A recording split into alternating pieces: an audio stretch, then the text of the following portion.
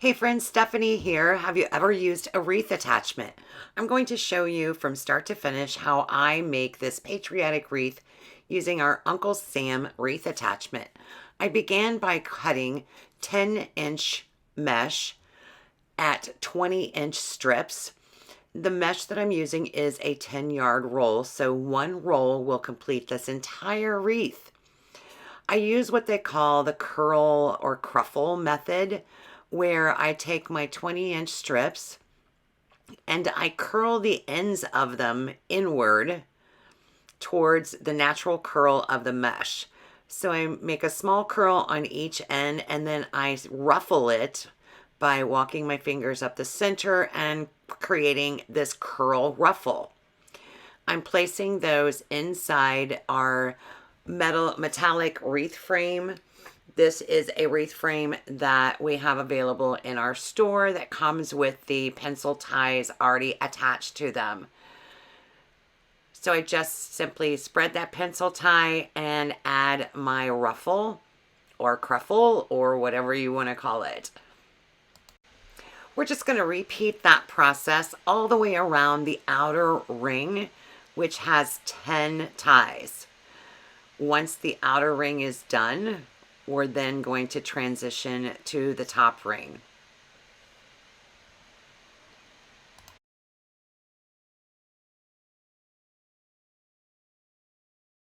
Now that we have the bottom or outer ring completed, we're going to repeat the same process on the top ring.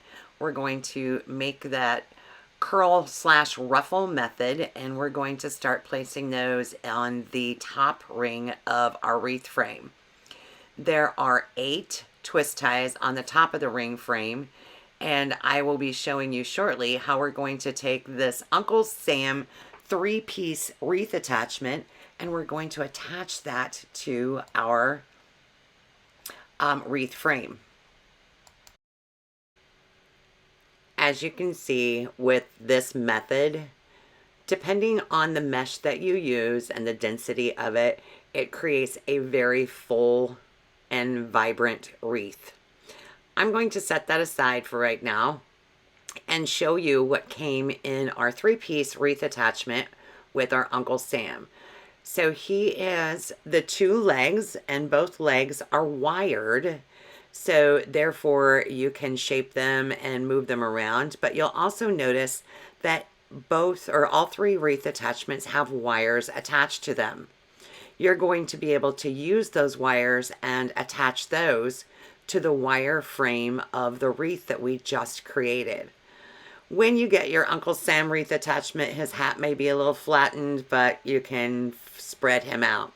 For this particular wreath, I'm also going to be using some deco mesh tubing in blue and white. The tubing will add some extra texture and variance to this particular design.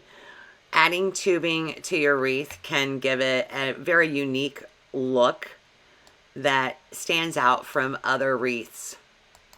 So to show you an example, I'm actually going to take both pieces of deco mesh tubing and I'm going to create a little bow tie with it. So I'm just using both at the same time, creating a loop on each side and giving it a very short tail. And we will be placing those in the wreath frame twist ties. So I cut 8 24-inch strips of the deco mesh tubing to add to our wreath frame in just a moment. Right now I am preparing some ribbon to add to the outer rim of the frame. So this is 2 rolls of 2.5-inch ribbon, and my ribbon strips are 13 inches long. I'm placing both ribbon strips on top of each other, pinching or pleating in the center and adding those to the outer rim of our frame. Now it's time to add our wreath attachment. So as I mentioned, this does come with wires attached to all 3 pieces of the attachment. You can use those wires then to anchor this to the wreath frame. So I'm reaching behind the mesh and adding and securing our hat to the wreath frame itself. Now that we have the hat in place, we're going to take each of those legs and I'm going to come up from the bottom and do the same thing. I'm going to take the wire that is attached to the leg and wrap it around the wreath frame. As I mentioned before, there is wire all throughout the entire length of this leg. So I can pose and bend the legs to give it whatever look and feel that I enjoy as I'm designing this wreath. Now I'm going to be taking some 1.5-inch ribbon and cutting 13-inch strips. And I'm also going to dovetail that ribbon.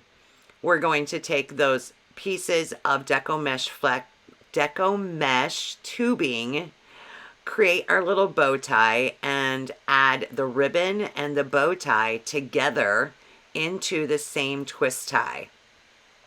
So now I have that deco mesh tubing and the bows added all the way around the top ring of this particular wreath. We're going to make a bow, but we're going to do something a little different. Have you ever had those scraps of ribbon where you just had a little bit left on the roll? So what I did is I took ribbon that was the end of the roll, wasn't enough to make a bow, and I'm creating what some people call a funky bow. So I'm starting out with my first strip of ribbon, which is 36 inches long. I'm making a loop and 2 tails. My next piece of 2.5-inch ribbon, I'm doing the opposite way, so I have a loop on the opposite side. And so I'm just taking leftover pieces of ribbon and layering those on top of each other with a loop and 2 tails.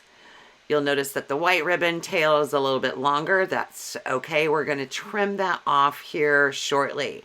But this is a great way to make a bow using leftover pieces of ribbon, especially when you get to the end of the row. Each loop that I'm adding, I am making the loop just a little bit shorter than the one before to give it that layered effect on our bow.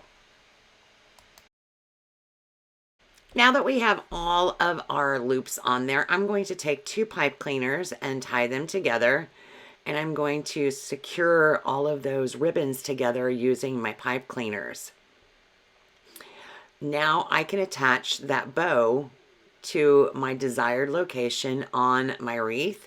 The one thing when you go to add a bow is that you never want to go directly over a twist tie. Your bow will end up sinking into the wreath and it won't stand out and stand at attention when you do it over exactly a twist tie. So what I tend to do is go over a piece of mesh in between the twist tie. So once you've found your location, just simply guide your pipe cleaners through the mesh and the wreath frame and secure it from the back side. Here's our finished wreath using our wreath attachment, and isn't that perfect for the patriotic holidays? Thank you for watching, and be sure to subscribe to my channel to see more wreath making tutorials.